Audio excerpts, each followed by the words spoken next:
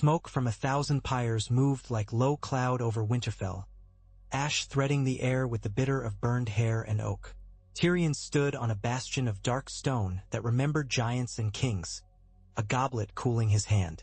Cold bit through his gloves with iron teeth, and he let it, welcoming the clarity that pain sometimes lent. Below, the last of the flames gnawed at the logs, the bodies already gone to memory and smoke. The banners above the inner ward sagged wetly, heavy with melt and the slow wind that came down from the dead hills. He had slept 2 hours in 2 days, and the wine had the flat taste of something he deserved and did not want. The North had always been a bleak lover for Southerners, but tonight her bleakness felt earned. On the field beyond the walls men had been driven out, torn, swallowed and spat by nightmares he had grown old never believing in, and if belief had come to him late, it had arrived with a ledger of costs. He lifted the goblet without thinking and lowered it again, the weight of it an argument his body had with itself. Behind him, boots scuffed. "I thought I'd find you on a wall," said Samwell Tarly. A wool cloak bunched under his chin, frost in his beard, a sheaf of parchment cradled under one arm like a child. Winter turned him pink and earnest. "Devastating insight," Tyrion said. "We'll put you on the council." Sam came to stand beside him and peered out at the ash. "They'll be talking about this 1,000 years hence," he said softly. "Or they should. They will forget. They always do." Tyrion rubbed his thumb on the rim of the goblet. Across the yard, the doors of the great hall stood ajar to let out smoke, and there was laughter within, as if the human need to mock grief with life had found its breath again. "What have you there?" "Just notes." Sam made a face that was apology and stubbornness in equal measure. "Histories, precedents. I haven't had time to read. Not all of it. But I thought," he hesitated, "I thought you might like to know how the realm handled disputes when there were claimants." The goblet found Tyrion's lips after all, a small, reluctant sip. "Why would I want to remember how the realm mishandled them? There were times it didn't," Sam said. "There was the Great Council at Harrenhal. The Lords chose. It was messy, and some would say unjust, but it kept thousands alive. When you have 100 choices and none good, sometimes you pick the least cruel and call it wisdom later." Tyrion squinted at him. Snow feathered down into his hair and sat there like he had been crowned in chalk. "You are an evil man, Samwell Tarly. I was hoping not to think tonight. I don't think any of us can help it now." Sam swallowed, his eyes straying to the pyres. "I know what loss is," he said, and then shook his head hard, embarrassed by the weight of his own words. "But the living must be fed. And led." Tyrion turned the phrase in his mind. Led. He had spent years leashed to one monarch or another. Boy kings with dead wolves on their banners and golden lions sharpened to cruelty, queens with wildfire in their bones, a dragon queen who wanted to break the world into better pieces, and who now stood with grief like ice in her hair, thinner each hour, haunted by a city she had not yet conquered. "Harrenhal?" he said, almost to himself. The syllables of the place were smoke and iron, like a curse. Sam nodded, watchful. The realm did it before.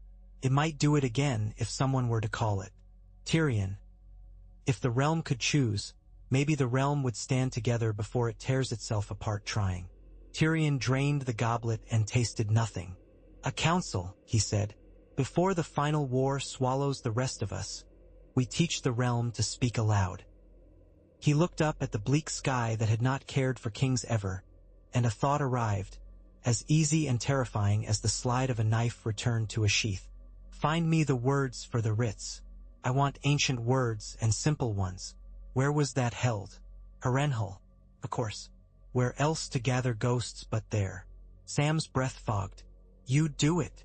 Tyrion felt the contours of the decision settle and lock, not with joy, but with relief that he could still choose something. "I will do it," he said, "if I can persuade her, which may be harder than persuading the rest of the world." They walked the inner yard together, their shoes grinding in scattered salt. The godswood was a smear of pale bark beyond a low wall, and he caught a glimpse of the strange red eyes of the weirwood, as if Winterfell watched through the faces of its dead trees. In the hall the fire blazed with that grateful roar fires have when they believe they've saved you. Daenerys Targaryen sat at a table half in shadow with a bowl of untouched stew going skin-cold before her. Missandei close, Grey Worm standing behind, as much sentinel as man. A line of soot cut across her cheekbone where she had brushed at tears with a dirty glove and made a mark with grief. Her hair had come loose from its careful braids. The night had undone her. Tyrion went to one knee because she was a queen, and because he had long ago decided that courtesy was a tool with an edge both ways, and because in that moment he wanted to show her that he remembered who he served. "Your Grace." She nodded, slow. "My hand. Are you going to chide me for not eating? You look hungry enough for the both of us." "Samwell Tarly had an idea," Tyrion said. "Or rather, history did, and it spoke through him. We stand on the edge of one war and the lip of another. The realm fractures and heals at the same time. Your claim is righteous. It will be challenged. That's a truth as stubborn as Northmen." He drew breath. "Before we march south, ask the realm to choose. Call a great council. Demand that Cersei either attend in good faith or be seen for what she is, an outlaw queen who fears the voices of the lords and ladies she rules." Her eyes, too bright with sleeplessness, sharpened. "So they choose me? Or do you hope they choose another and save us the cost?" He held that gaze. "I hope to save the realm the cost, and you the stain that comes with taking what is yours by fire. There are laws the realm respects as much as dragons, sometimes more. If the lords choose you in open council, you can claim King's Landing without burning it down. If they do not—" He let the sentence trail because courage and insolence are cousins and too much of one is simply the other with a different cloak.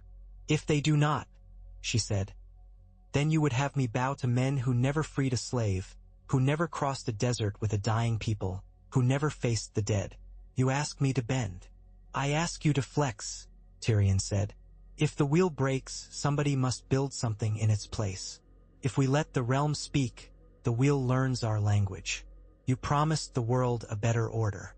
Summoning a great council is a better order than one more sack of one more city." Missandei leaned in, quiet. "A council is words. What of scorpions and ships?" "What of them?" Tyrion said. "Words are the beginning of the defeat of scorpions. And of ships. You both have taught me this, though I am an unpromising pupil." Grey Worm remained a carved shadow. Daenerys looked past Tyrion to the hall, where laughter and clapping rose and dropped again. Tidal, that strange human sound washing through a room of soldiers who had lived to find meat, was still a thing. "I freed them where I could," she said, as if reminding herself. "I am not a queen only of armies. Not a queen only of ash." "Then ask them," Tyrion said softly. "Ask the realm if it wants you. Let it prove it deserves you." He placed his palms on the table and lowered his voice further. "We can name the place. Harrenhal smells of burned kings. It makes sense to call new law there. Bread and salt. Safe conduct. A truce to end all truce-breaking." "You put your faith in bread and salt," she said wryly. "In bread and salt and fear of being the one to break them," Tyrion said. "I put my faith in spectacle and precedent, and in your enemy's belief that they can control a room they cannot. I put my faith in a map with a new drawing on it." She turned her face toward the fire and away again. It was a small motion and might have been the entire argument she was having with herself. At last she said, "Write your writs. If I am to be weighed, let it be with the scales the realm understands." "But, Tyrion," her voice did not rise, it cooled. "If this is a trap, if this opens my throat before my enemies, I will not thank you for cleverness." He bowed his head. "If it is a trap, it is the sort that catches everyone's fingers when they reach for their swords." When he left her, something unwound in his ribs and he moved quickly, because delay is cowardice in a thin disguise. He found Varys in a small antechamber they had commandeered as a working room, and the eunuch sat with a quill and a plain face, as if writing invitations to a wedding where two families who loathed each other would arrive with cakes and knives. "You intend to tell them," Tyrion said after a moment, "about Jon." The quill paused and then resumed. I intend to tell the realm what the realm will spill blood to learn anyway, Varys said. Secrets are alarms. Better they be bells rung by hand than gongs struck by arrows. You and your bells, Tyrion murmured. He remembered a queen who had blown up her own church to rid herself of bells. You'll tell them before the council? Varys looked up, eyes like winter water. Before, so we are all honest liars when we gather. So that we are not surprised into truth, which is when men do their worst. He placed a sand shaker to fix the ink. I do not have your courage with queens, dear friend. I have only ravens. Let me use them. Tyrion wanted to argue.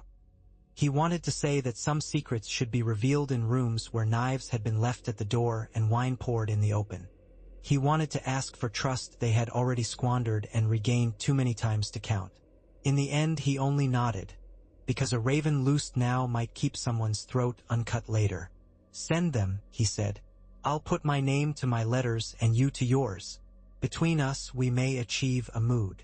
The next day the ravens went like shot arrows to every corner of the realm, to castles with banners ragged from weather and war, to the eyrie where the boy behind the woman had grown taller and less pale, to the east and south where Dorne had bent without breaking and unfurled some new prints untested by northern cold, to White Harbor where the sea chained itself to land in long white loops, to Storm's End where the sea threw itself against the stones and the newly made lord of them accepted, and feared it both, to the islands of salt and iron, where Yara Greyjoy spat into the sea and called it oath and salty blessing, and to the Red Keep where ravens sometimes left with all their feathers and sometimes, rumor had it, did not. Cersei Lannister sat beneath red silk and the unblinking gaze of lions carved in the dark red stone. The letter in her hand was sealed with 3 heads. She broke it with a nail and read. For a while the only sound was her breathing and the faint smothered thud of waves below, and then she laughed. It was not a warm sound or a surprised one, but pleasure curdled by itself. They want to gather, she said, as if she had been told that a mask would be thrown in her honor by her enemies. Qyburn inclined his head. Harrenhal, that riddled old place is convenient to many roads. Convenient to daggers behind tapestries, she said. They want me there to bless their betrayal with my absence, or to starve me of courage with their numbers. They think the sight of a one-handed traitor and a dragon with its belly still full of northern meat will put me to flight. They will have to do better. We might go, Qyburn murmured. Not you, of course. Would not advise it. But a witness, an earnest expression, a white banner, costs nothing and yields all sorts of advantage. If they break guest right, who is dishonored? Them. If they vote to name another sovereign, we may call it illegitimate. If they vote for you, they won't, Cersei said, bored. Not the wolves, not the fish. Maybe the snakes if they have a prince with a good memory of my father. No, let them come to Harrenhal and try on crowns like stupid children put on masks. Send your white banner. Take the monster with the crossbow if you like. Qyburn's mouth flickered. Ser Bronn has made himself available. He has expressed a desire to speak with Tyrion Lannister. Alone. Of course he has. She flicked her fingers in amusement. Men are so transparent, I sometimes think the gods made them out of glass.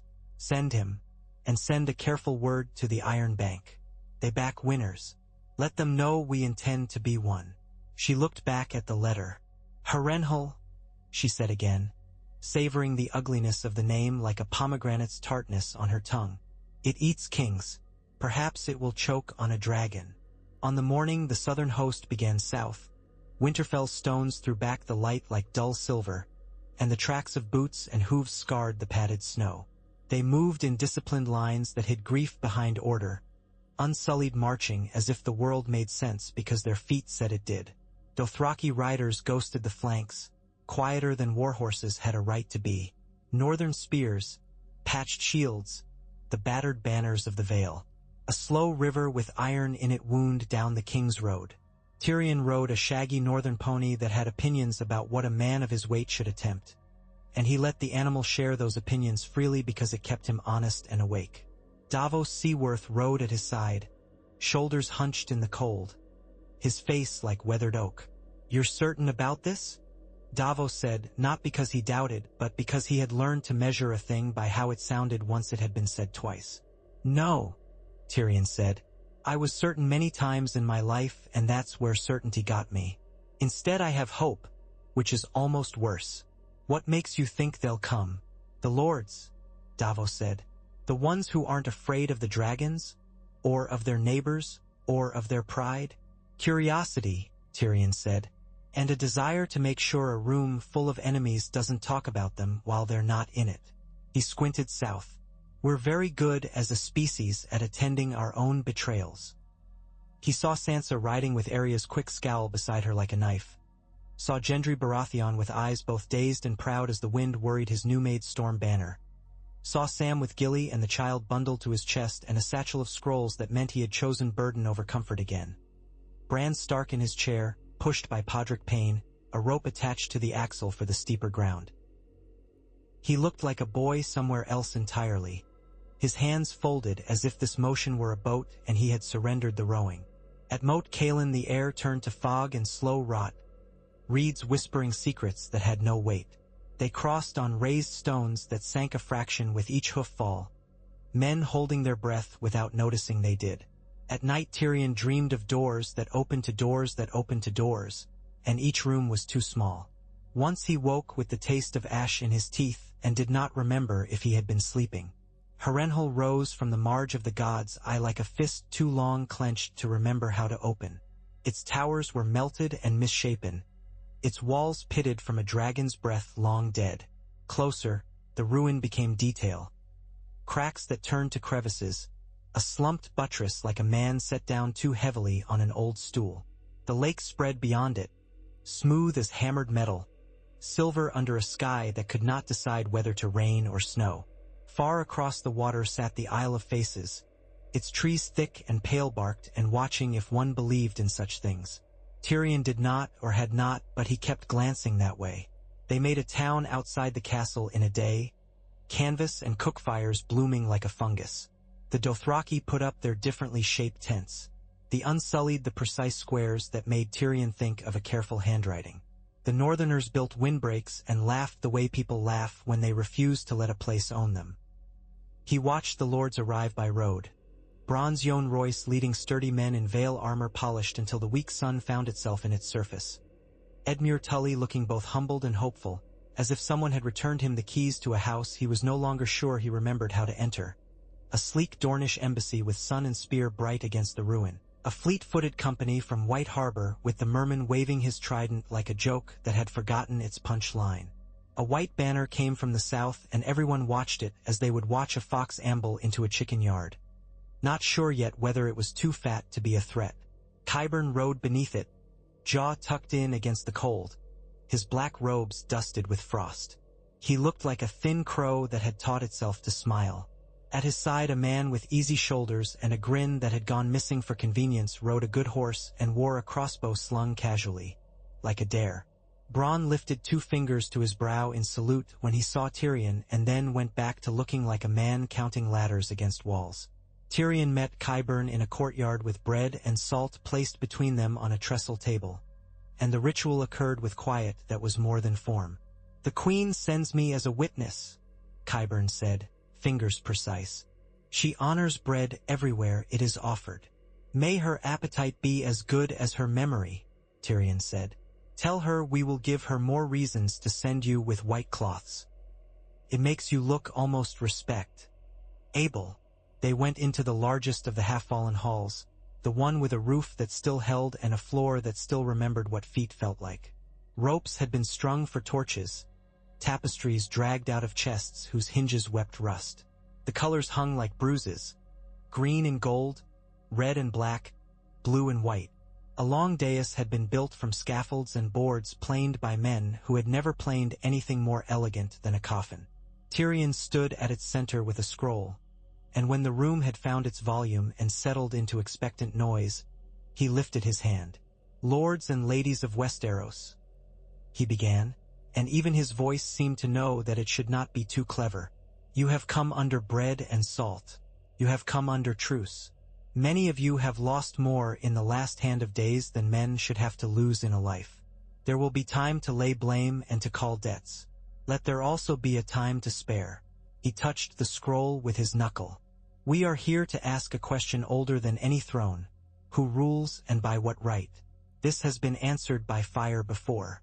Let us try words. He let his gaze pass the room, found faces and paused there. Yara Greyjoy's stern, sea-carved scowl. Gendry's baffled endurance. Sansa Stark with her hands inside the fur at her wrists, her eyes cool and measuring. Davos seemed with all the sea winds of his life. Sam with his satchel and a courage that never announced itself. Missandei steady. Grey Worm, unblinking. The Dornish prince with a face that promised courtesy for courtesy and daggers for knives. The Vale's bronze Yone, a rock that had learned to talk. Edmure, fiddling with his cuff as if it might grow wisdom under his thumb. Bran Stark as still as a painting that moved in one corner of the eye only. Daenerys walked into the hall then with light sliding on the black and scarlet of her cloak, the crest at her shoulder catching torchfire. For a heartbeat the room forgot itself, and he felt that forgetting as a current passed through it. Fear, awe, hatred, love. She mounted the dais with an economy of movement and sat without flourish. Jon Snow stood a little behind her, dressed like a northern winter had made him its ward, his face bare of anything he wished unseen. When eyes caught on him, they slid away again quickly, as if a rumor had suddenly grown a skeleton. Tyrion unrolled the scroll. The council recognizes the claims of Daenerys of House Targaryen, first of her name, of any trueborn issue of Robert of House Baratheon, and any other claimant with legal cause. We propose to weigh those claims in the sight of the realm. We propose to choose not from fear, nor from promises of gold or grain, nor at the edge of a sword, but by the measure of what the realm needs. He let the parchment roll onto itself. We propose to choose. Sam stepped forward when Tyrion nodded. He cleared his throat, and his voice found itself firm after 2 syllables. He spoke of the great council at Harrenhal generations past, when lords had put aside daggers and cleverness long enough to agree on a king, and how that agreement had not been perfect or pure but had spared the land a deeper tearing. He spoke of law that lived because men repeated it until it became a habit, and of the difference between the letter of things and their spirit. He did not look at Jon until the end, and then he did, and the room seemed to lean in. There is this besides, Sam said, the matter of birth and marriage. In the Citadel records I found account of a secret marriage, blessed by a septon, between Rhaegar Targaryen and Lyanna Stark. Their son was born in Dorne. His name at birth was Aegon. The murmur felt like wind in wheat, a ripple that ran the room. Tyrion had known this moment would be ugly, and still he gripped the lectern. He reflected, as an idle defense against fear, that history would call it the moment the realm remembered how to breathe and then choked on it. He glanced at Varys, who studied a torch as if fire were a book. Bran's voice came soft and clear, cutting the murmur from under it. "It is true," he said. His irises held the room and the shadows shifted around him. "I was there when they wed, and I was there when the boy was named. I have seen it. Magic as evidence," Qyburn murmured to himself with bleak delight. Jon took a step forward and did not look at Daenerys yet. "I never wanted crowns," he said. "I didn't fight the dead to wear rings for the living. I am my father's son. I believed that until I couldn't. I will not take a throne. Decide as you will. It won't be me." Daenerys did not move. Tyrion felt the heat of her silence from 3 paces away. She lifted her chin. "I claim the throne of my fathers," she said. "I crossed half the world and bought the lives of men who were born into chains with blood and fire, and I will not be lectured by lords who kept their own small councils of cruelty for centuries. I have a dragon. That is also law. But I came to this hall because I do not want to make the world choose between fear and ash again." Yara lifted her hand with the impatience of someone who did not enjoy talking when sharp objects could do. "The Queen promised the Iron Islands and independence, she said, had been stolen. Will she keep it if she sits a throne chosen in this place?" "She will," Daenerys said. "A promise is a promise. The seas belong to those who live upon them. I know that better than most." Sansa stepped out. She had the air of a woman speaking for a room that had been hers once and would be again. "The North will not be ruled from the South," she said. "We bent the knee because an enemy that cared nothing for crowns came to kill us all. That enemy is gone. Our dead have burned. We honor the Queen's sacrifices, but we will govern ourselves. We were a kingdom once. We are again." This was a seam in the cloth that could either split it or be stitched with grace. Tyrion felt sweat prick under his collar despite the cold.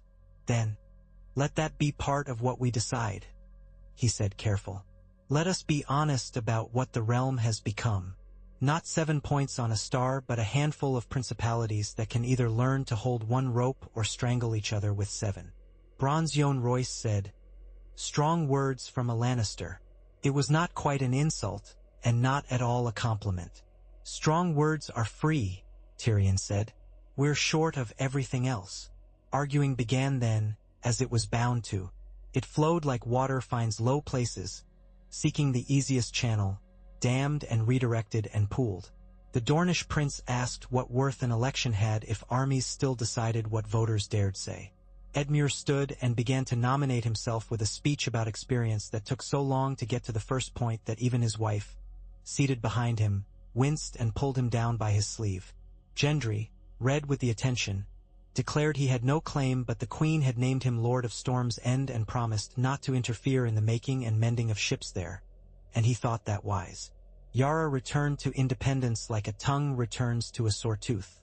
Davos lifted both palms and spoke about grain and winter and why pride eats poorly.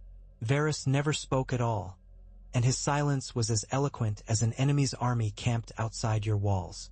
Qyburn smiled and never showed teeth that weren't his own. There came a moment when the din began to devour itself, when people stopped adding new noise and started repeating old noise more loudly. Tyrion lifted his hands, and, unexpectedly, the room gave him quiet as if it had been waiting for him to do that very thing. He was struck, absurdly, by gratitude. "We could choose by inheritance," he said. "We could choose by marriage. We could choose by a test of arms in the yard, or by which of you can drink me under the table, and I warn you, some of you would be surprised. But we have done it those ways, and we have the graves to prove it. I suggest we choose by vote, and I suggest that we choose someone who will not have children." Faces sharpened like knives being honed. "Why?" Yohn Royce said, suspicious.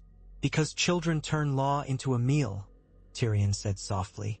"Because dynasties start with a good man and end with a mad one. Because power grows wings and talons when passed through blood." For a heartbeat Tyrion wondered if he had made a fool of them both, and then Bran's eyes slipped out of the room and back again. "Why do you think I came all this way?" he said.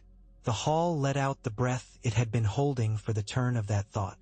Jon lowered his head, not in defeat, not in relief, but in something that looked like acceptance of a strange mercy. Sansa's mouth tightened and then loosened.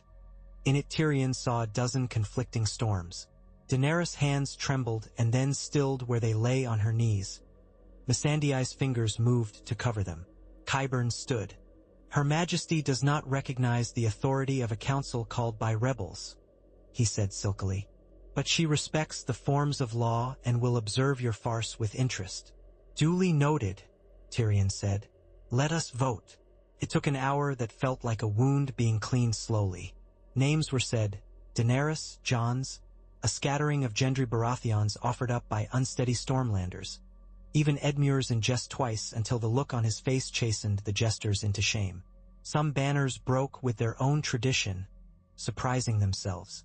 The Vale declared for Bran by the third round, and their steadiness pulled others with them, like boats caught in a tide.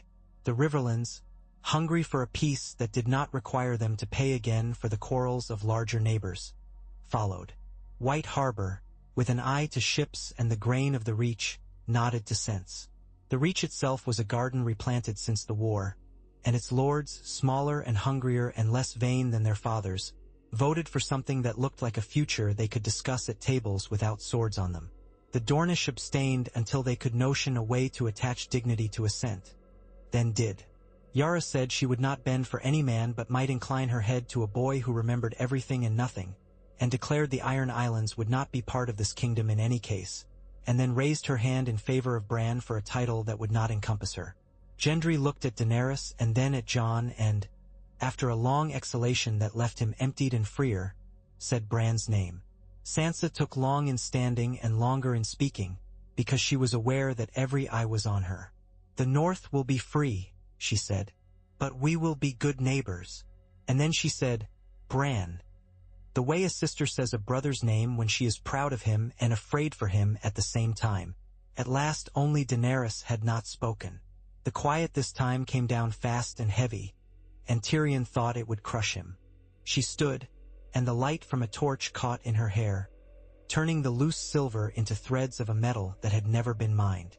"I crossed the world to take a throne because I believed it was the only way to change the world," she said. "You offer me another way. I do not know if I believe you. I know only this. I am tired of sepulchres." She closed her eyes and opened them. "Choose your keeper. My war is not with you." Her voice shredded, just for a word, and then held. "The 7-6 kingdoms will have their king. I will not fight him, but I will not bend the knee either.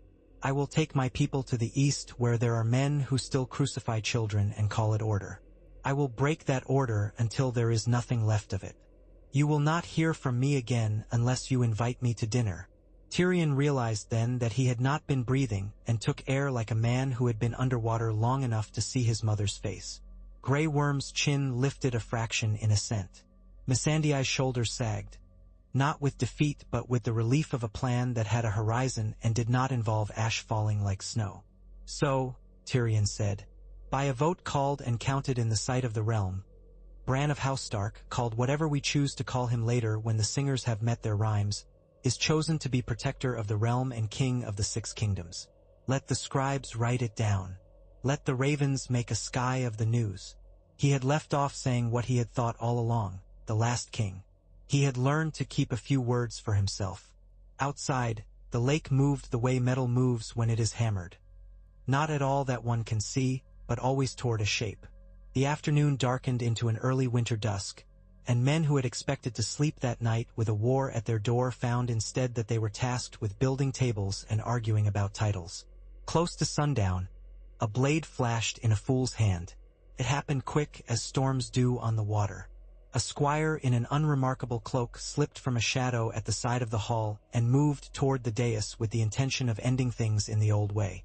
Arya Stark had been watching shadows the way a cat watches dust motes, bored and vigilant at once, and her hand went to a knife with the delight of a musician answering a note. Brienne moved without thought, Jaime Lannister 2 half-heartbeats behind her, both of them making a wall with their bodies more than with metal.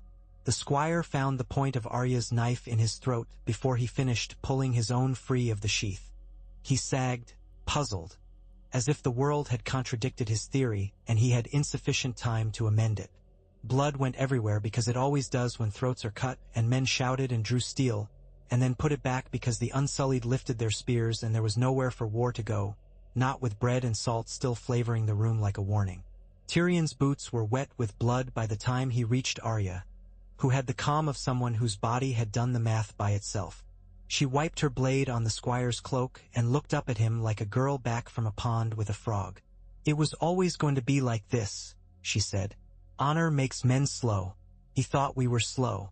He forgot some of us are fast."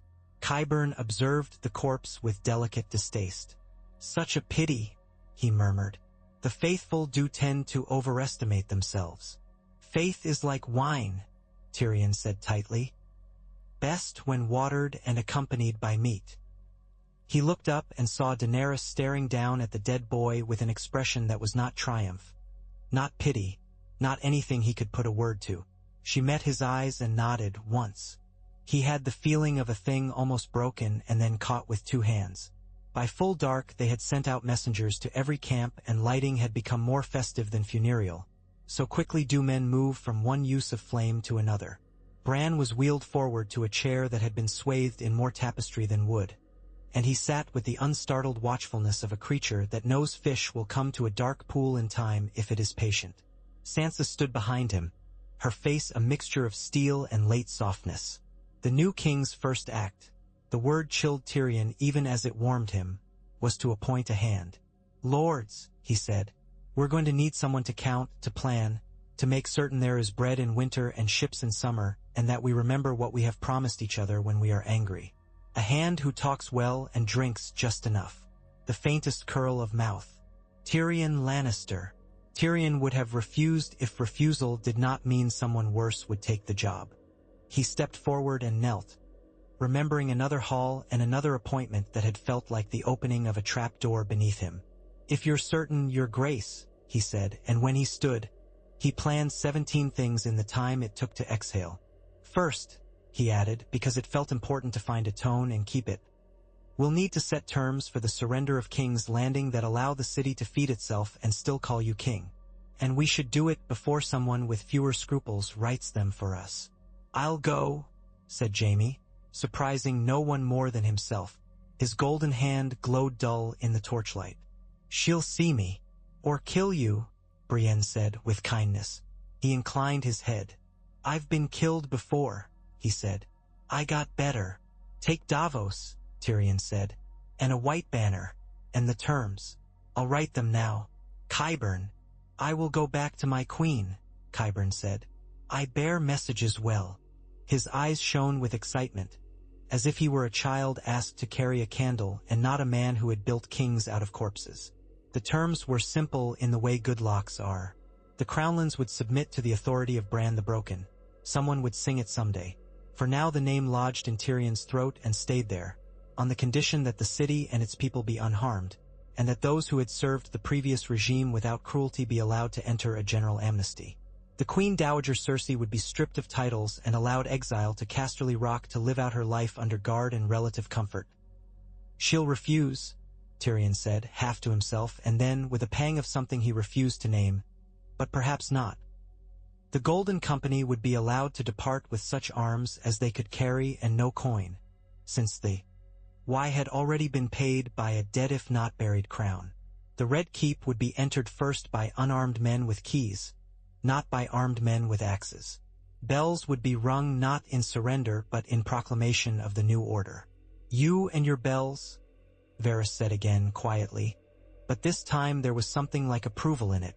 Jaime and Davos set out under white cloth at dawn, Qyburn with them and 2 pages who thought they were being included in history rather than in the dull business of walking quickly for many miles. Behind them unsheathed armies stayed sheathed and tried their hand at waiting. Tyrion took to counting as if he could make time behave by numbering it. He learned the faces of the men at the soup cauldrons and the women who sewed and the boys who ran messages like blood runs to wounds. He slept 3 hours at a time, sitting up, and dreamed of water with a skin of lead. On the second day, a raven returned with a scrap tied in Qyburn's obsessive hand. They were in. The gates had opened. The Golden Company had found a mathematics that favored survival over honor. The Iron Bank believed in arithmetic and agreed. Jaime had walked the corridors of the Red Keep with a white flag before him like a miracle that had failed to learn it was improbable. Cersei had sat in her tower and listened to the terms and had reached for a goblet and lifted it and lowered it and then had said, "Very well, Tyrion said aloud to the raven, and then said it to Bran, and then to Daenerys, and then to his own hands, as if making the words real by giving them many homes. "Very well." A phrase that closed doors on violence as gently as could be managed. They went to King's Landing not as conquerors but as accountants. Felt wrong, which was a comfort. Tyrion's pony picked its way through streets that looked smaller than he remembered and still stank of wildfire if one walked near certain walls. People stood aside for the procession because they had learned to do that, because men on horses with banners had seldom been friends, and because the flags were strange. They saw unsullied helmets and Stark wolves and Baratheon storms and Dornish suns, and perhaps some of them felt their minds grow a size that day. The bells were rung at noon. Varys lifted a brow at Tyrion, and Tyrion did not give him the satisfaction of a smile, and the sound rolled over rooftops and into courtyards and along alleyways where people paused in their washing and listened, trying to understand what they were hearing. Bells had rung for weddings and for the dead, for victory and for the end of a world, and now they rang because a new contract had been written and someone had remembered to grease the hinges. Cersei came down the steps of the Red, keeping a gown the color of dried blood, her hair in its severe crop like a crown hammered too thin. Jaime walked at her side, his face empty of anything polite. Tyrion waited at the base of the stairs with a clause in his pocket for every expression she might make. She saw him and paused, her mouth twisted. "Little brother," she said in a voice that made the endearment cut. "Queen Dowager," he replied, "because titles are not kicks. They are small bridges over bad ground." He inclined his head. "You are to go to Casterly Rock. The guards are chosen from your own men where possible. You'll not want for wine." "I'll want for many things," she said, "but not that." She looked past him, as if she were searching for someone she had been certain would be there to pull her out of a dream. There was no wildfire in her eyes now, only exhaustion's dull glint. "Is it done?" "It is," he said. "Let's try to be good at peace. We've all had practice being very bad at war." She laughed, briefly, the sound torn from her. "You did not kill me," she said. "You could have, and you didn't." "Why?" He thought of the trial where she had demanded his life, the boat that had taken him into darkness, the father with a crossbow bolt where his pride had been. He thought of all the ways he was made by hatred and kept from becoming only that by the accident of a few people who had not despised him. "Because I'm tired," he said simply. "And because I remembered I loved you once." She looked at him as if he had presented her with a puzzle she had neither the time nor the energy to solve. Then at Jaime, and something like a crack went through her, an old one, deepened.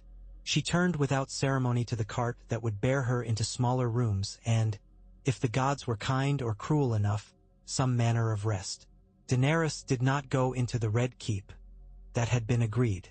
She stood in the dragon pit under a thin pale light with Missandei, grey worm, and her dragon tearing strips of meat from a carcass with industrious delicacy.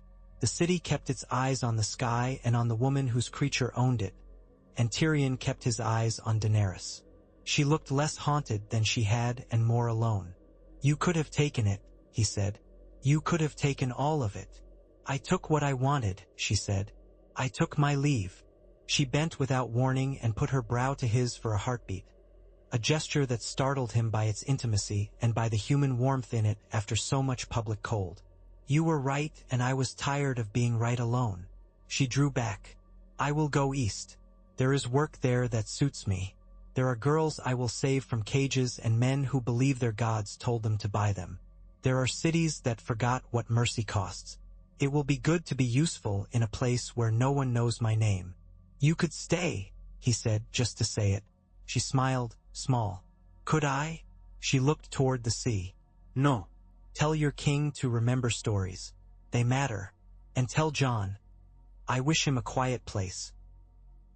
He found Jon on the steps of the great September's grave, the blackened stones still smelling of blown glass, as if the explosion had trapped a summer day forever in the rubble.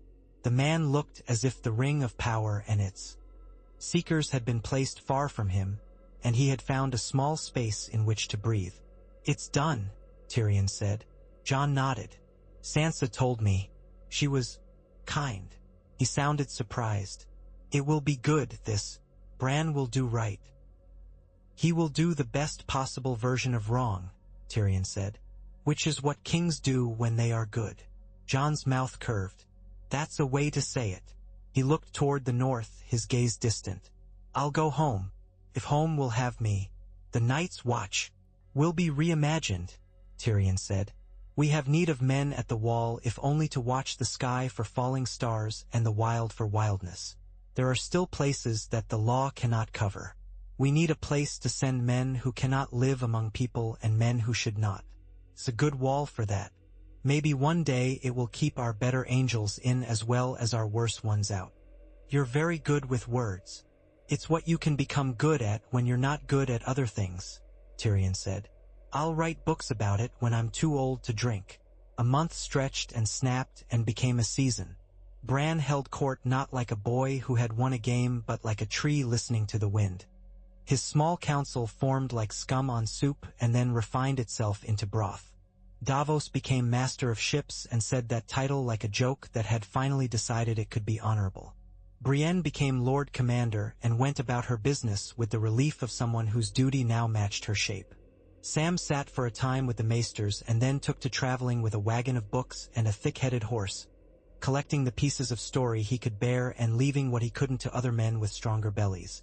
Gendry went to Storm's End and learned that lords do a lot of sums, and that the sea will ignore you unless you learn to speak to it with docks and tariffs and giving it room when it tires of itself. Sansa was crowned in Winterfell with a clean crown hammered hastily by a smith who had once shod horses for Starks who had trodden warmer earth. The hall smelled of pine and roast meat and something sweet someone had made by chance.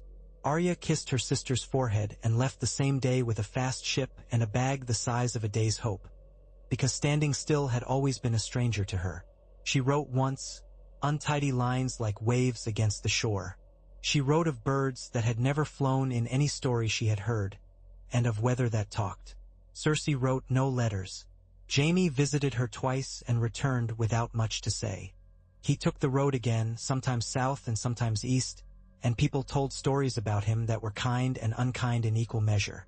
Bronn got Highgarden through a set of negotiations that embarrassed everyone, including the Queen of the North, and did a passable job of not starving his people, because men who had counted coins as if their lives depended on it often turned out to be good at feeding others.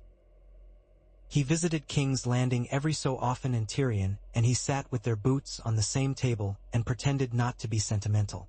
Daenerys sailed with the dawn, her dragon rising in a sound that made the sea flatten itself for a moment as if it could become a road. Grey Worm went with her, and the Unsullied, and Missandei with books and better grammar than anyone in three ports combined. They disappeared into horizons that people could not imagine, and returned in the mouths of sailors who spoke of cities with the chains pulled from their harbors and burned on their beaches, of slavers who had learned to grow vegetables, of schools where children read without being told to lift their sleeves first. Some of that was embellishment. Enough of it was true. Tyrion spent long nights at a desk he had not asked for, scratching notes that would become edicts and edicts that would become customs and customs that would be forgotten and remembered with the regularity of tides. When he could not sleep, he walked the gardens the city had built over its broken parts, feeling the stones under his feet and thinking of centers and edges, wheels and tables. He wrote letters to people he could not speak to and burned them and told himself that was melodramatic and then did it again the next time because it helped. One night he woke from a dream of Harrenhal, torches guttering and faces rising out of shadow like coins from a fountain, and he could smell the god's eye as if it were a room in the Red Keep. He went to the window and left it open and let the night air lift the ends of parchment. Somewhere a bell rang, a clean sound that had not yet learned the trick of frightening him. He thought of a ruined hall and bread and salt and a boy dragged in a chair toward a crown he had not asked for, and he thought, not without humor, that history was going to argue about this until it bored itself to sleep. In the north, the wind taught the same lessons it had always taught. At sea, the waves held their arguments with the moon. In courts and kitchens, men and women tried and failed and tried again to be decent in a world that had not changed as much as any of them wanted. Tyrion learned that there are no final wars, only wars we agree to call final because we are too tired to count anymore. But there are pauses that last long enough for children to be born who don't know certain smells, and for those children to grow tall before anyone shows them a sword.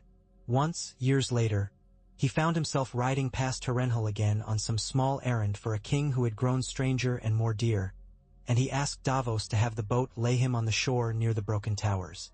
He stood there a while, listening. The lake made no sound, not for him. The Isle of Faces kept its secrets. He took a piece of blackened stone from the base of a melted window and turned it in his hand until it warmed. He left it then where he had found it because he had learned that sometimes carrying things away is only an old habit dress. In new intentions. When he returned to the city, a girl was flying a painted kite in the square above the place where the September had been, and the wind made it dance with a grace that mocked gravity. He stood and watched her for longer than he meant to. She laughed when the kite dove and nearly struck a guard's helmet and then leapt up again. It occurred to him that one measure of a reign was how many children flew kites without looking up fearfully each time a bell rang. He felt then what he had rarely allowed himself, a simplicity of gladness, unembroidered by ironies or regrets. He went back to his desk.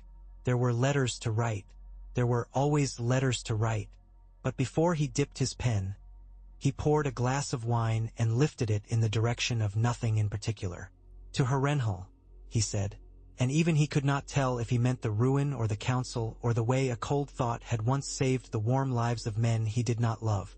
He drank, and the wine tasted good. The morning after the toasting tasted of quill ink and ash. Tyrion spent it elbow-deep in parchment with the windows unlatched to let in a draught that kept the candles honest and his eyes awake. He wrote articles until the words began to pretend to be each other, and then he laid down the quill and read aloud, measuring their weight with his tongue. The first lines had come in a rush the night Bran named him. The rest arrived like a reluctant guest, coat damp, cheeks wind-chafed, complaining about the stairs and then suddenly cheerful once seated by the fire. By noon he had a draft he could stomach. The articles of Harrenhal. The name had attached to them like burrs and would not be shaken off. Spoke in a voice that was older than kings and younger than markets. They named the manner in which a keeper would be chosen, by a great council summoned on the death or abdication of the last, with truce and bread and salt enforced by the faith and the law. They declared that a keeper could not beget an heir to the office, that the crown would hold no lands as personal chattel but as trust, that taxes would be set at a rate agreed yearly by an assembly of lords in free cities and amended in famine and flood, that the night's watch would be sustained as place and purpose both, not merely as a punishment, and that pardons would be given in exchange for years served there. They acknowledged in clean, simple lines what messy centuries had tried and failed to deny, that the North was a kingdom apart and the Iron Islands a salt-boned thing that bowed only to the seas and the drowned. They made of Dorne a partner more than a province, allowed the Reach its orchards and its bookish pride, the Vale its stubborn dignity, the Stormlands their storms. They never once used the word forever, which Tyrion considered his finest legal work. Varys read the draft and said, "If you keep going like this, I shall be out of work." Men who can rely on paper are distressingly less likely to rely on whispers. Tyrion shrugged, almost yawning it. There will always be men who prefer whispers to paper. They hate having ink on their hands. They hate having proof, Varys said, and tapped a clause with a clean nail. This is clever. You do not forbid sells words. You license them, and then you tax their contracts twice. Clever sells words will pay the tax and feel they've joined a guild, Tyrion said. Stupid ones will be caught by Davos's ships and sent to dig ditches as penance. Either way we get ditches. Varys inclined his head, and the look he gave Tyrion landed like a small coin dropped by an absent-minded god. You are building something that will outlast both of us. That is a kind of vanity. It is, Tyrion said, and if it works, it will be a vanity I can live with. They took the parchment to Bran in a room whose windows framed the city like a painting. The boy? No, the king. Tyrion kept having to do that adjusting in his mind. Read with quiet, not speaking until he had reached the end, and then he touched the page in two places with a finger that did not quite tremble. Here, he said, and here, the watch will need seeds more than swords. And the council of cities should include the guilds, not only the magistrates. Men who make shoes in the morning know what taxes feel like by evening. We will fix it, Tyrion said. We will mend. That's the curse of writing law. It is a coat you fit today knowing men will put on weight tomorrow. Brienne stood by the doorway with the comfort of someone who finally stood in a room where her size was expected and useful. Podrick waited at her shoulder in whites. He still wore with the careful pride of a man who was frightened of spilling soup on them. There is a delegation from the September, Brienne said. The High Septon wishes to pay respects and also, I suspect, to measure angles. Let him, Tyrion said. If he finds the room square, we are doing something wrong. The High Septon, they admitted, had learned from the fate of his predecessor that piety and power are wines best watered before noon. He came with a ring of thin men whose hands smelled of ink, and his smile was the kind that had practiced mirroring. He bowed not too deeply and allowed the bow to imply equal footing. Your Grace, he said to Bran, and then, Lord Hand, with the faintest shortening of the bow. I have not yet grown bored of that title, Tyrion said, but I expect I will. We wish to speak of oaths, the High Septon said. We are pleased by the mention of bread and salt in your articles. The gods speak through such simplicity. We are less certain about the business of keepers who cannot beget heirs. You dislike a world that does not allow crowns to be anointed at birth, Tyrion said. I sympathize. Babies are easier to control than councils. But babies grow. The Septon's face flickered. It will offend the mothers of the realm to hear that their children are mistrusted by the law. It may flatter them to be told that their sons must be chosen for themselves rather than for having been born to the right bed. Tyrion said mildly. The faith will be asked to bless each new keeper, of course. It would be ungracious of us to deny you that honor. Varys coughed in such a way as to make a hidden laugh sound like winter in the lungs. The Septon lifted his hands to his sleeves in a gesture that made Tyrion imagine prayer and strangulation in equal measure. We will bless what is lawful, he said at last. We will bless what keeps the peace. Then bless our ink, Tyrion said, and thought, as the man and his shadows withdrew, that there would come a day when someone would attempt to make of Bran a devil and of him a sorcerer because the law had taken something handsome from their sons. He marked that thought in the ledger he kept in his head under the column labeled troubles that will not go away. A raven from the west arrived on the fourth day, black against an evening the color of old pewter. The note tied to its leg was Qyburn's neat, almost childish hand. Her Majesty has traveled, it read. She finds air in the courtyards insufficient. The rock remains ours to the limits of courtesy and the articles you set. Your guards greet my ravens with more care than is necessary. I compliment their vigilance and request it be reduced by half. Tyrion took the scrap and went to the map where a red lion had once stood, and now a red cloth without embroidery marked the west.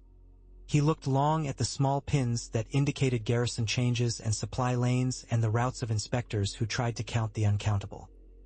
He tells us she has left the rock, he said at last. Varys leaned in. Not left, traveled. There are mines other than gold. The Lannister mines are said to be dry, Tyrion said. But I have known Cersei to draw water from stones when she is thirsty enough. Jaime came to the city not long after, a tiredness in his eyes that sleep did not touch. He stood in the hand solar without ceremony and leaned his good shoulder against the casing of a window with the ease of a man who had practiced looking at distances he could not reach. She has not plotted rebellion, he said before Tyrion could ask. Because there is nothing left to plot with. The gold is as dry as the singer said. The stores are less. The lords of the West hold their loyalty like a coin between their fingers and stare at it until the face begins to change. She drinks more than she ever did. She walks the seawalls at night. I think sometimes she will throw herself into the water to spite a shore she cannot own. Sometimes a woman does the kindest thing she can manage by doing nothing more than living, Tyrion said, and the words surprised both of them with their gentleness. Qyburn writes like a man counting out loud. He has rats, Jaime said. On strings. He watches where they go. Of course he does.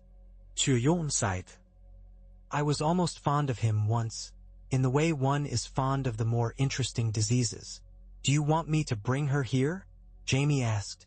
To stand before you and say the words your parchment wants? I want her to eat, Tyrion said, and not to decide one morning to call for trumpets that no one will answer. I want her to be bored. If you can contrive boredom for Cersei Lannister, you will have accomplished what kings and lovers failed to do. Jaime's mouth twitched. I can escort her to a boredom. I can hold her hand while she pretends she isn't bored. After that, the gods will have to help us both. Choose mild gods, Tyrion said. The wild ones have had their turn. Far north, a raven found Jon at Castle Black where the wind wrote truths on men's cheekbones. He read Bran's hand and then Sam's, which had fallen into crowded warmth even when it tried for order, and he laughed once aloud at a line Davos had added in a crabbed footnote. If the watch needs nails, tell me how many and of what size.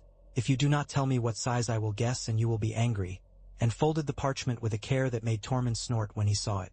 King writes to you, Tormund said. You squint at the paper like it's a deer you mean to shoot and don't want to miss. Does he tell you to stop talking to the trees? He tells me to plant more, Jon said, and Tormund's face split with a grin. We'll plant them, he said. We'll plant so many trees the crows will forget how to be cold. Come. There's a man says the night fort still has rats fatter than queens. I say we go see if he's right. They went. The old castle waited like a remembered sin, its stones hoarding cold, its halls open to sky where they should not be. Men had told stories all John's life about what lived under its kitchens. He had told himself those were stories, and then he had learned about stories. He walked with a torch and ghost paced at his knee, fur paling and darkening as the light decided what it wanted to be. They found rats enough to feed a camp, and stairs that led to doors that led to rooms where the air felt as if someone had breathed their last winter and had meant to return. In a chamber with a table grown out of the rock itself, John put down the torch and laid his palm on the stone and thought of Bran and a tree with a face in it. "We'll mend it," he said. "We'll make it a place where men are sent because they are needed and not because the South wants them forgotten." Tormund snorted again for noise's sake and then did the work of the sentiment with his hands, pushing a table away from a door that had been blocked a long time. "We'll give your crows beds," he said. "They'll get soft." "Let them," John said. "We'll make the beds hard again if we need to." Ravens carried letters to Old Town where the citadel waned in the sunlight and grew in the moon like a tide. Sam read Bran's words and Tyrion's and felt the hopeful burn in his chest. He had been managing and mistrusting since Winterfell. He set aside the letter A. ND went to the Archmaester who had disliked him either less than the others or differently, and he made his case with an earnestness that had long ago ceased to embarrass him.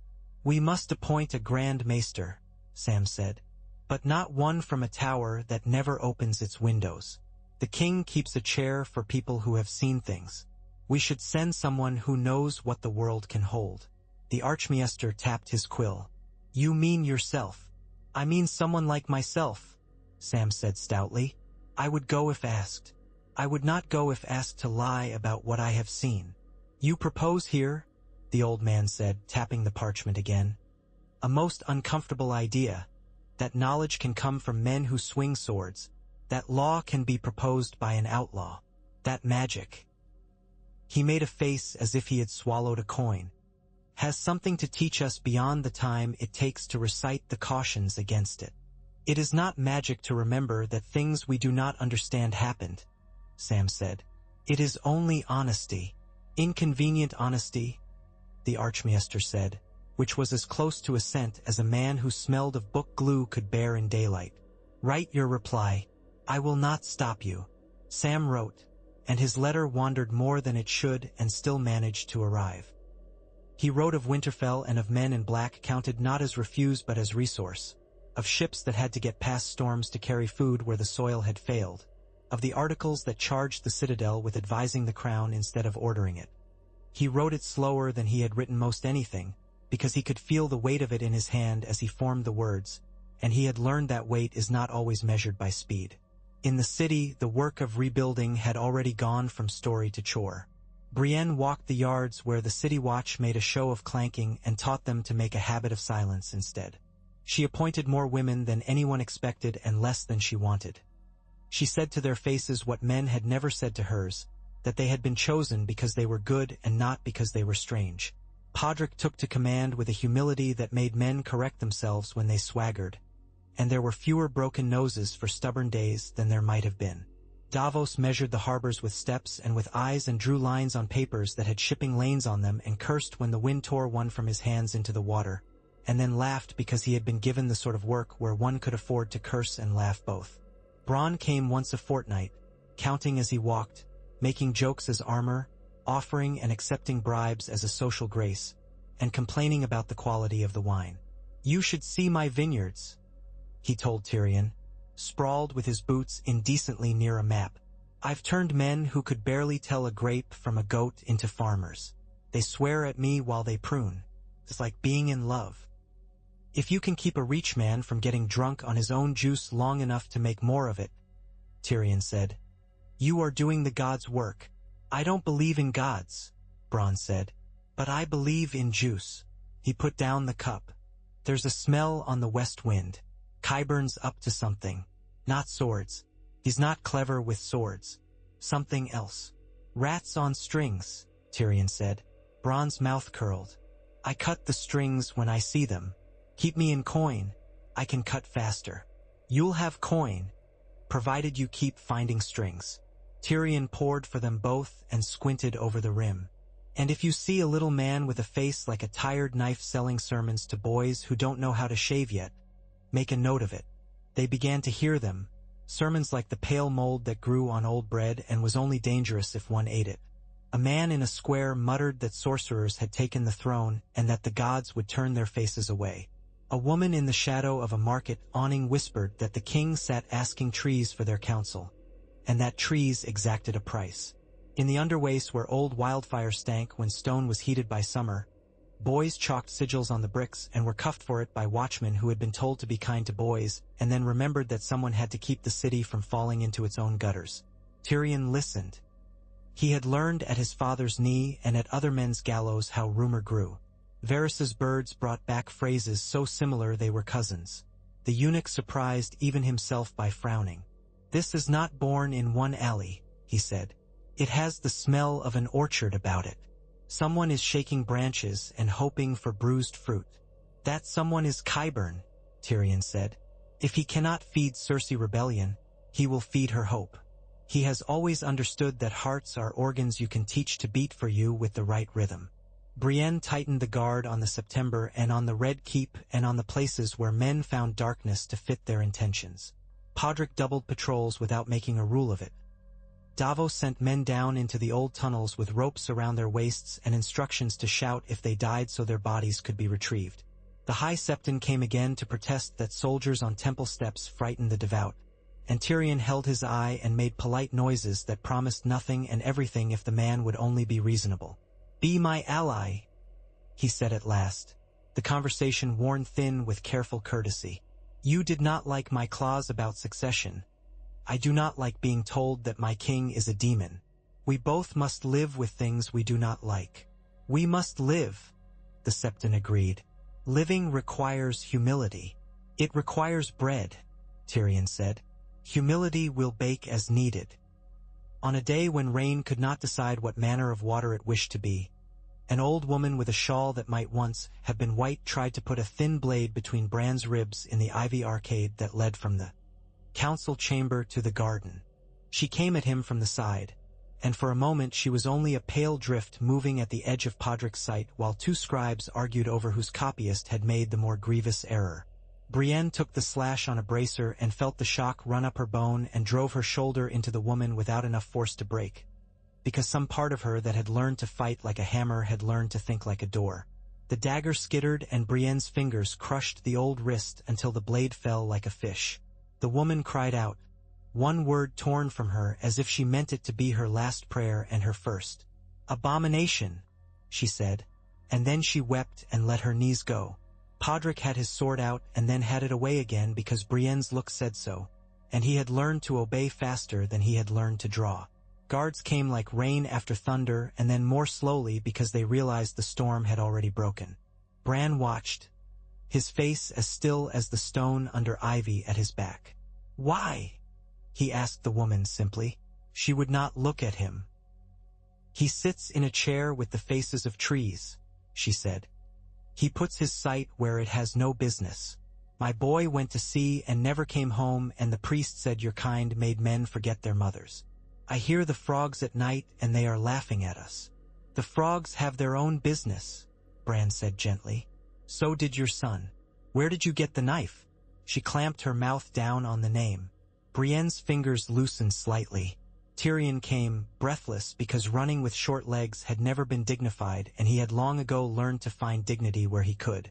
He took in the scene and then crouched, ignoring the complaint of his knees.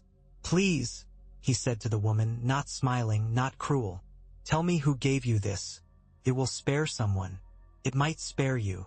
"She's going to the cells," Brienne said quietly. "And then to the September." The woman spat, silver spittle like rain.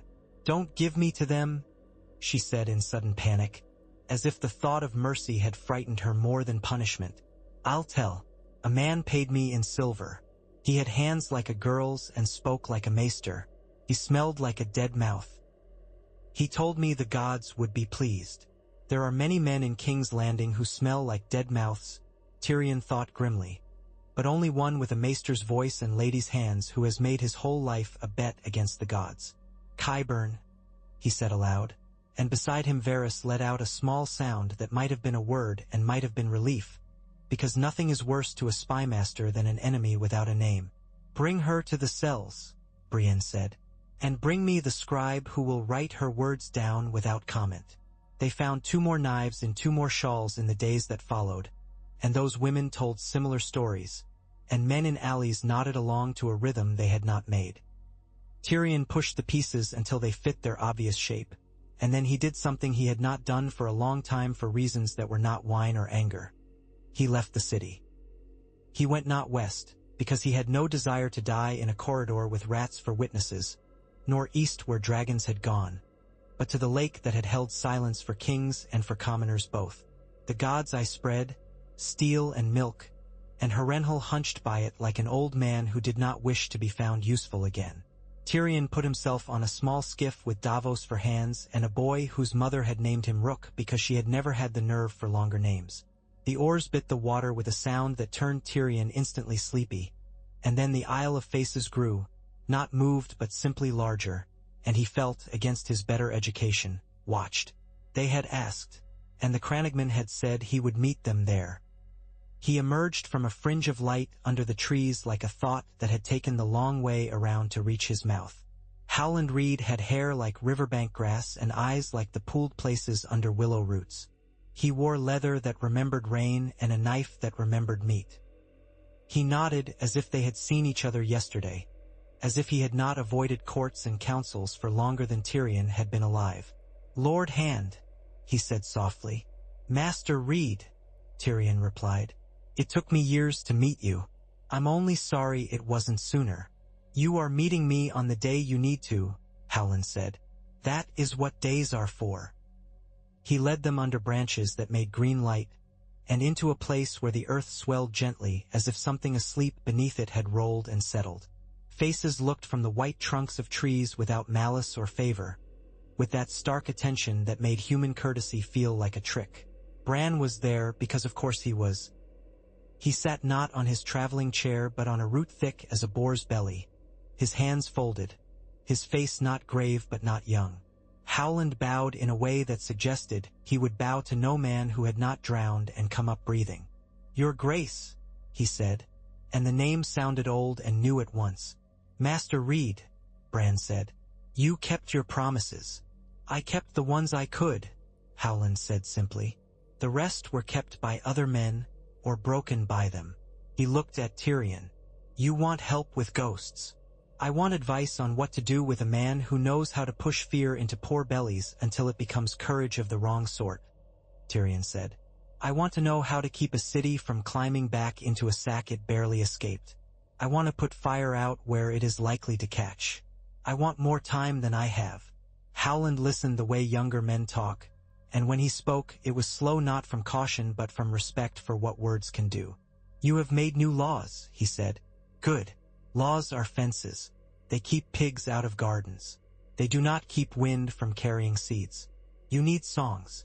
"Songs," Tyrion said. "Your enemies are making the Howland said.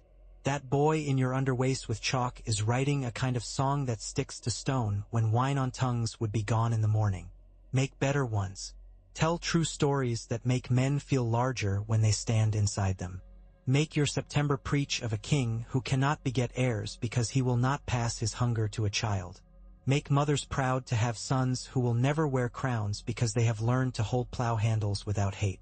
Give men words that tell them what this new thing is. They will use your words or someone else's." Varys made a small pleased noise, a purr with edges. "I can help with that," he said. "Of course you can," Howland said, not unkind. "Be careful not to be too clever. Cleverness is dry wood. The best songs smoke a little." "And Qyburn," Tyrion said. Howland looked toward the water, where a fish broke and left a brief wound that closed at once. "He will go where men want to see miracles," he said. "He will go where money is impatient. He will seek out old things that should have been left under stones. He will find, if he is unlucky, someone who will give him his wish. Volantis, Davos said, rubbing his beard. They like their gods hot and their ships hotter. They do not like old things unless they can be made to bow. Volantis, Tyrion repeated. Where the Triarchs count themselves both priests and princes. Where the chains were loosed when Daenerys passed and then forged again the next morning by men who had slept poorly. He thought of a woman on a deck under a sky without mercy, of a dragon cutting shadows out of sunlight, of Grey Worm with his jaw set to a duty he had chosen and would not call by any other name. If Qyburn goes there, he may find the worst thing that can happen to a man like him. Sympathy. Send a letter, Davos said. Send two. One to Daenerys and one to whatever part of Volantis reads what it does not want to hear. Tell them a maester without a chain that he cut himself is coming to sell them a way to live forever if they pay him enough. Tell them you will count anyone who buys from him as an enemy of decent men. Will they care? Varys asked. They will if we make them, Tyrion said. They will if the songs are good. He wrote the letters on the isle with a cramped hand, hunched on a route made for larger posteriors and younger backs. Howland provided ink and patience and a knife to cut the quills. It felt strange to set the words down under those faces. It felt like a kind of oath. When he had finished, Bran took one of the pages and turned it over and drew something on the blank side. Not a sigil, not a map, but a tangle that looked like shallow roots and then looked like lines and then looked like nothing at all. Give this to her too, he said. Tell her I am trying to remember the part of the world she is in, because it is hard to keep it all in one head and I am not a god. She will like that, Tyrion said, and did not know if he believed it or merely wished that he did.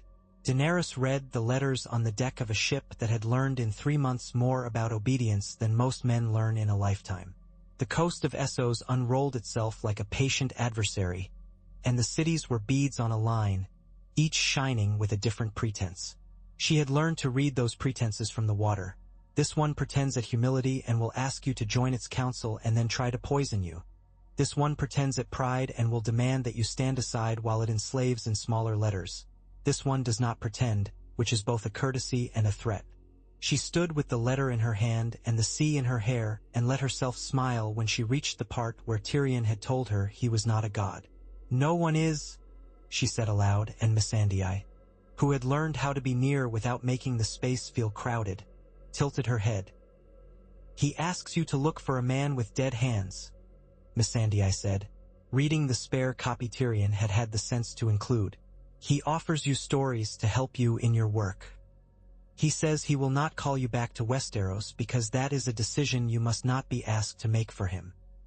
He says he is trying to be good, Daenerys said. So are we. They found what Qyburn had sought before he found them. Volantis did not so much open its arms as crane its neck toward the approaching ships, like a great bird that had learned to look for fishermen when it was hungry. It had bells that chimed for pleasure and bells that chimed for warning and bells that chimed because bells like to be rung. Its bridges wore the weight of years with the vanity of a courtesan whose wrinkles had been made into a style. Its ruling families draped themselves in colors only money can buy. Its red priests swayed like grasses in wind that always moved the same way. It was a place that had rehearsed for empire so long it had forgotten it had failed to achieve it. It loved to forgive, and it loved even more to be begged to. Qyburn found a patron. Of course he did. A woman with a villa full of hard light and cool fountains, with a grandson who coughed blood in winter and a temperament that had gone from generosity to caprice with the ease of a pupil who had found the right teacher. He showed her wonders with beetles and stories, with flayed truths and dressed bones. He offered not immortality, only fools try to sell that, but an extension, a softening of the hard edge where breath stops. He spoke to red priests and assured them that a god who loved fire could be pleased with the way the human body glows if one looks at it with enough patience. Daenerys did not walk into his rooms with a sword. She walked into the Triarch's hall with a treaty. She spoke first of the chains the city liked to call ornaments, and then of grain ships, and then of Qyburn. He makes a promise he cannot keep, and if he could keep it, he should not, she said. He has a talent for convincing people that their own fear is something noble. He dresses lies in white. He will not stop until he is pushed over the side of a ship or until someone with authority tells him to be smaller.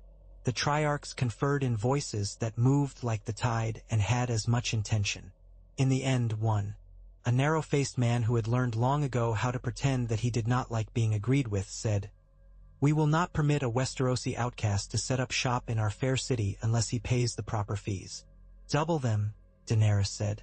He smiled like a man presented with the opportunity to be practical. "Triple," he said. Qyburn did not stay to be taxed. He slipped out by night the way he had always slipped out of faces that had turned toward him with questions. He left behind a handful of bottles whose labels had been written in the vigorous hand of a physician and which contained, when Missandei tested them in a sequence that made Grey Worm raise a politely horrified brow, nothing more lethal than sugar water and the stink of old hospitals. He left behind a boy who had thought for a week that he would not bleed anymore when he coughed and then did and then lived anyway, which is sometimes the best miracle a man can purchase. Daenerys wrote a letter on the ship's rail, the sea's damp making the ink wicked to the touch. She told Tyrion what he knew already, and one thing he did not, that she had discovered she liked handing justice to men who did not expect to be on its receiving end more than she had liked handing death to men who deserved it. It was a purer pleasure, tasted of invention. She signed her name and, after a pause, the words, "Do not invite me to dinner unless you intend to serve a world I would recognize." Back in King's Landing the work of singing had begun. Poets were rare when the Weathers coin ran low, but there was a troop of mummers who loved to shock and had grown tired of inventing new lewdness. They were invited to the Red Keep for wine and released with a purse and a request. In taverns with floors that sloped to the door and taverns where one could see one's face in the wood, a story spread. A girl with a blindfold had thrown a knife at a bad man who was telling lies about a king who talked to trees, and the knife had shaved a line from his beard so straight it made men itch to fix their own. It was nonsense, like most good tavern stories, and it did its work. The faith preached a sermon on the vanity of crowns passed from father to son, and mothers nodded and said later to their daughters that it was a comfort to live in a world where boys had to prove themselves and not only be born. A set of laws written for the watch were read aloud in markets, and men who had thought only prisoners went north listened with interest when they heard the word salary. Sansa came south that winter for a fortnight that had been announced as a negotiation and became something else because negotiations are only conversations with more bread. She traveled with light escort and heavier expectation. When the great wheel at the Lion Gate pulled her carriage through, the city did not cheer, not yet, but it did not hiss, and in King's Landing that absence was a kind of welcome. Tyrion met her in a smaller hall with good hearth and bad paintings. She wore the North's weight lightly and had found, as all rulers do if they are paying attention, that crowns grow heavier when one stops adjusting them. He bowed the bow he had given her before, and she lifted his history with a glance and then set it down to talk. "We have wheat," she said. "We will trade it for iron and for lords who understand that when they pass through the neck they will not behave like men whose mothers expect to hear of their behavior in letters." "Our lords are learning," Tyrion said. "They are learning because their wives have begun to write letters of their own." She smiled, the small smile of a woman proud of other women without turning it into a speech. "We will establish a way station at Moat Cailin," she said. "It will be run by men of the neck and by Northmen who have lived in the south long enough to know which soups southerners can stomach. We will put a price on anyone who tries to levy his own tolls." "You make me very happy," Tyrion said, and put the phrase in the safe place in his voice where it could not be misunderstood. They spoke then of smaller things, the cane sugar that had become popular in White Harbor, the stones at Seaguard that needed replacing, the price of pepper, what to do with a minor lord who had taken to hunting poachers with a zeal that suggested deeper hunger. They disagreed twice and found their way back once and disagreed again and left it sitting on the table between them like a loaf that would either rise or not while they looked away. When they were done, she stood at the window and looked out where houses climbed the hill and the river ran as if it had somewhere to be. "Are you happy?" she asked without turning. "I am as far from despair as I have ever been," Tyrion said. "It feels like happiness from this distance." "You were a good husband," she said, "to the extent that being my husband was something you could be." "You were good at surviving me," Tyrion said, and they both laughed without cruelty, and then did not, because there was something else there that did not welcome jokes. He lifted a hand and let it fall. If the world ever needs us to be married again, it will have failed worse than I will allow. Be a queen in your kingdom. I will be a jester in mine. You are no one's jester. She turned, and her smile had sharpened. You always wanted to be the cleverest man in the room. Now you want to be the most useful. I prefer you this way. If I had heard that 10 years ago, I might have tried sooner, Tyrion said. You were not a man who could have heard it 10 years ago, Sansa said, and it was not unkind. Arya wrote twice, lines that looked as if the wind had had a hand on her wrist while she held the quill. She wrote from a place where the sun set slow and dropped with a sigh, and the birds had names she could not keep in her head. She wrote from a place where the ice on the water looked like skin and then broke and then returned, and she had laughed with a sound that made the sailors look at each other until they could be sure she was not laughing at them. She wrote that she had not found the edge of the world yet. She wrote that she had learned that maps lie less than men but more than stars. Gendry sent a letter with numbers in it and apologies for the numbers, and a smear of grease that made Tyrion absurdly fond of him. He had found in a coppersmith a man who could see what he meant when he talked about fastenings. He had found in a stonemason a man who could not. He had learned that men who build ships are as superstitious as cats, and that treating them like cats got one scratched and loved in measures the same day. He asked Davos to come inspect a drydock and tell him if he had made an idiot's mistake. Davos went and told him he had made 3 small foolish ones that added up to 1 clever one, and they both went home pleased. In the West, Cersei found a routine because all people who do not want to go mad eventually find one. She woke and drank something that was not wine, and then she drank wine. She walked the seawall and told herself the stories she had once told other people about herself. She allowed Jaime to read to her and did not tell him to stop when the book bored her. She listened when Qyburn reported on rats in corners as if rats could be persuaded and not only poisoned. She wrote a letter to her son who had jumped from a window and sealed it with black wax and then burned it. She took up embroidery, then flung it aside, then took it up again and jabbed the needle through a lion's eye with a satisfaction that startled her. She ate. She allowed a guard's... Your brother, Qyburn agreed. He is building a world you would despise. I despise this one, she said, and turned her face toward the sea as if there were an answer in it. Winter hung on longer than it had any right to, as winters do that started late and took it personally. The city learned again how to move with Cold's arguments. Bread lines grew polite out of boredom. A troupe of dancers lost 3 toes and gained 3 friends. Bran spent a day in the Tower of the Hand and the next in the garden and the next in a boat under the bridge with a hood pulled so low he might have been a boy on an errand.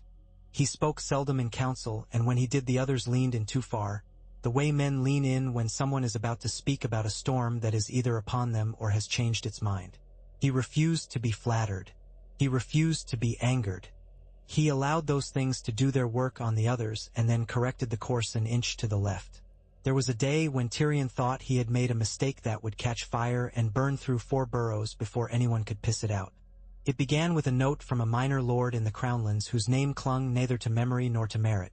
The man had taken it on himself to reinterpret a clause of the Articles to mean that he could press men into his levy without pay if the weather was foul. He had done it once, and the men so pressed had burned a granary and knocked their lord into a latrine and closed the gate to his little keep and declared it a commune. The word had run through the streets of the city like a rare spice. Men tested it on their tongues and decided whether they liked the way it tasted. Tyrion went to the commune with Davos and a purse and an axe. The axe was for show. The purse was for meat. He stood on the trestle table where the men had been drinking and asked who was in charge, and when 10 hands went up he said, "No, really," so gently that 3 of them laughed and then 6 more. When they had done laughing he asked again and was shown a cooper with eyes like a half-barrel. "How much does it cost to feed 50 men for a winter?" he asked the cooper. And when the man gave him a number that was half of the real one, Davos withdrew the axe a fraction from its wrapping and the cooper tried again. They talked figures that made men snore, and Tyrion paid for mutton with coin and for allegiance with the remark that if men wished to go on being in communions they had better learn to read accounts, because that was where kings hid their crowns. He came back to the city muddy and less frightened than he had been on the way out. "It will happen again," he told Varys. "And when it does we will either have law enough to meet it, or we will have a very interesting spring. My little birds tell me our murmurers have begun to hum different tunes, Varys said. The song you bought today will play in kitchens. Women like knowing what a winter costs. Women have always known what winters cost, Ty, Ryan said. Men are only now catching up. In the Reach, bronze men cut a canal that had been planned under men with prettier coats and had never come to anything. When the water ran, he stood with his hands on his hips and swore at it and laughed like a boy who had discovered he could make marks on the world that stayed where he put them.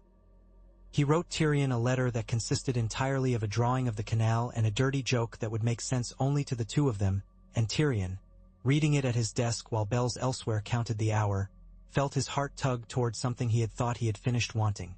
The company of men who had known him when he had been one kind of creature and liked him anyway when he was trying to be another. Dorne sent its prince, lean, courteous, knowing exactly what his eyes were doing when they looked. He agreed to the articles with notes that improved them. He extended to the crown the grace of treating it as a partner and not a conqueror. He brought oranges that smelled like a kind of sun and a promise to send men to the watch who would not wilt at the first snow. He flirted shamelessly with Brienne until she told him, kindly, that she preferred men who looked as if they had been dropped from heights and survived. He laughed and declared that he knew 3 such in Sunspear and would send them to her. He negotiated ports with Davos and tariffs with Gendry and the right to keep Dorne's own peculiar inheritance laws without the rest of the realm pretending to like them. He left and wrote back later that the mummer story about the blindfolded girl had made it as far as Lemonwood and that the entire town now threw knives badly on market days, which had increased the sale of bandages and lowered the rate of birth among men standing too close to women with opinions. Spring came the way a clever thief comes. Slowly, not at all, and then all at once, with a hand on your purse and a whisper in your ear so gentle you turned your head to hear it and missed the moment you were robbed. The trees in the Kingswood shook out leaves that had been folded too long. The mud gate smelled more of fish than of men. The gulls got lazy. Tyrion walked without a cloak for the first time since the bells had rung for proclamation and discovered he felt bare without it. On a warm day when the wind chose not to stink of tanneries, Jaime came again. He had shaved and looked, in the way men sometimes look after long winters, suddenly younger and suddenly older. He stood in the doorway to the Hands Solar as if expecting a trap and then smiled at one that had not sprung. She has stopped walking on the seawall at night, he said. She has taken to rising early instead. She eats candied orange peels for breakfast and writes letters she does not send. To whom? Tyrion asked, quiet. To our mother, Jaime said. To our father. To the son and the daughter and the other son. Sometimes she seals them and has them placed in a chest and then she opens the chest and burns them. I think it helps. Is she happy? Tyrion heard the foolishness of the question as it fell from his lips and let it land. Jaime tilted his head. She is alive, he said. She is living. Sometimes she laughs at something a kitchen boy drops. Sometimes she throws a cup. That is more than I would have believed possible a year ago. Good, Tyrion said, and meant it the way he had meant very few uses of the word before. A week later the underwaist beneath the Red Keep coughed up a secret they had been holding since a mad queen in green fire. Davos's men found another cache. Not so large that it would have taken the city with it, but large enough to teach a lesson no one wanted to learn again. Tyrion went down with a hood and a handkerchief stuffed with rosemary at his nose and looked at the jars with their obscene painted faces and felt an old ghost press a thumb under his ribs. He gave the order, and the jars were flooded and pried from their niches and borne up like scandal and carried outside the city and broken and their contents burned in trenches under rain. The smoke had a color the sky tried to refuse. Settled. The thing passed. He slept the sleep of a man who has not saved a world but has avoided a foolish end. He dreamed of a hall in a ruin and a dagger on the floor and a tree whose face had split into laughter. But when he woke the sounds of the city were ordinary and precious. On the day the High Septon came to sign the articles at last, the wind was from the south and carried the smell of crushed grasses. He signed with a flourish that was more genuine than the last time, because he had accepted that men would stop saying forever and had decided to translate it as for now. The guilds sent men with thick fingers and frowns and put their marks to the parts that concerned them, which to their surprise and satisfaction were many. The lords who had not come to Harrenhal came now by proxy and by letter and by faltering parade. They left with the sense that something had been decided and that it had not been decided without them. Tyrion sat that evening with ink on his thumb and wine in a glass and experienced a fatigue so clean it almost made him giddy. He thought of a question he had not had time to miss. What if it had gone otherwise? He saw, just at the edges of his mind where his wit did not quite reach, a city burning under bells that sang the wrong song, a queen with ash in her hair and her heart, a brother dying under stones that had loved him not at all, a world made small by spite. He set those images down gently as one sets down a knife one has no need of for once, and he turned his face toward the window where the night had made the river into a strip of bent iron. He was not a religious man. He had prayed in cellars and on battlefields and under beds, always to gods he did not respect, and had received the same answer, go on. That answer came again, not from gods but from the river and from the breath he took in despite the smoke that rose in threads from the last trench where wildfire had been sent to its proper hell. Go on. The world never stopped offering chances to do something small and call it not small because of what it prevented. He put out the candle and let the room occupy itself with darkness. Down on the square, a girl threw a knife. It shaved a piece of chalk off a stone where someone had written a word he could not see from his window. The knife clanked and fell and she laughed and picked it up and threw it again. A boy clapped for her, and a market woman whose shoes hurt her feet told him to hush because people were sleeping, and a man in a cloak made of another man's cloak walked by and counted in his head how much bread he could buy if he sold the better half. No one died. Bells were quiet, and the night smelled, for just a moment, like oranges.